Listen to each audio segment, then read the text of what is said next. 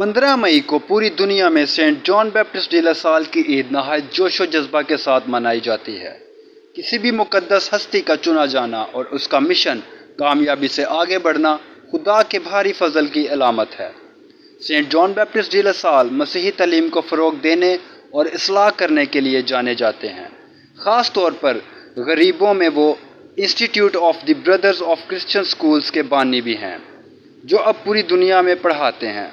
Saint جان Baptist D La Salle 30 April 1651 کو France کے شہر ریمس میں پیدا ہوئے۔ انہوں نے سیمنری میں مطالعہ کرنے کے بعد 9 اپریل 1675 کو کہانت کے عہدے پر فائز ہوئے۔ کہانت کی خدمت کے دوران انہوں نے دیکھا کہ فرانس میں امیروں کی بہت سی اچھی طرح دیکھ بھال ہوتی ہے اور انہیں تعلیم دی جاتی ہے، لیکن غریبوں کو بری طرح سے نظر انداز کیا جاتا ہے۔ بہت سے غریب بچے گلیوں میں گھومتے پھرتے رہتے ہیں اور ان کے پاس نہ کوئی اسکول تھے اور نہ اساتذہ تھے جو انہیں پڑھاتے۔ سینٹ جان بیپٹسٹ ڈی لاسال نے اپنی شاہانہ زندگی کو چھوڑ کر غریبوں کے لیے تعلیم و تدریس کا کام شروع کیا۔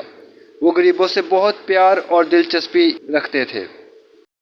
غریبوں میں تعلیم و تدریس کے کام میں انہیں بہت مشکلات کا سامنا کرنا پڑا، لیکن وہ ڈٹے رہے اور اپنے مشن کو پورا کرتے رہے۔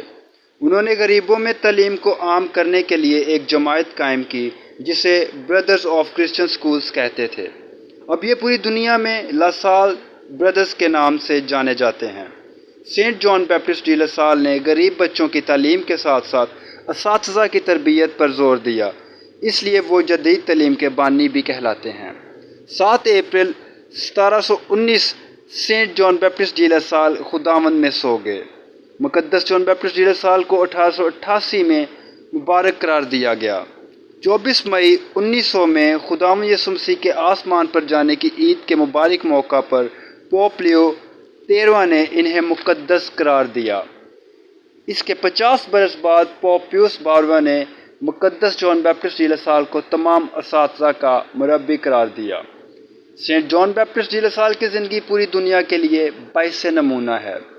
معلومات کا قابل اعتماد ذریعہ CRC۔ جڑے رہیں CRC کے ساتھ۔